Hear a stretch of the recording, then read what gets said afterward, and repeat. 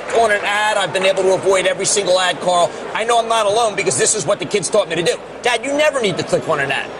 There's always ways to get around the ads. Well, millennials got to solve that problem if we're going to be able to really move. Meantime, at the NASDAQ as well, also celebrating its IPO, Cafe Press, a print-on-demand website. We're going to talk to that CEO in a few minutes. One of our producers, Todd Bunyan, has told me, listen, Jim, you ought to take a look at what they're doing. Now, I do have a lot of customers.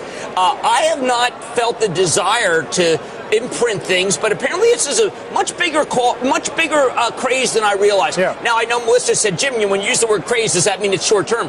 Well, I just regard printing a lot of T-shirts and a lot of cups as being something that may not be as sustainable. It was, by the way, cyclical. In 2009, they had a downturn in revenues.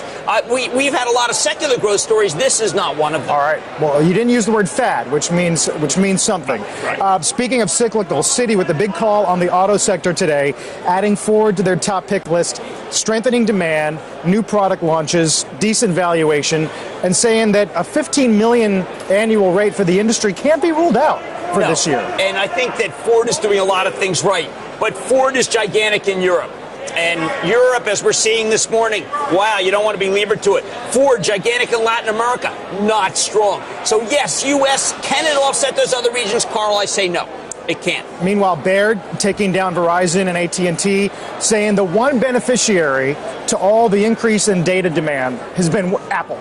And return on invested capital for some of the carriers, as David pointed out yesterday, is beginning to get a little worrisome. The second downgrade of this group, I urge people, I have loved these stocks. Verizon, trim Verizon. Trim it.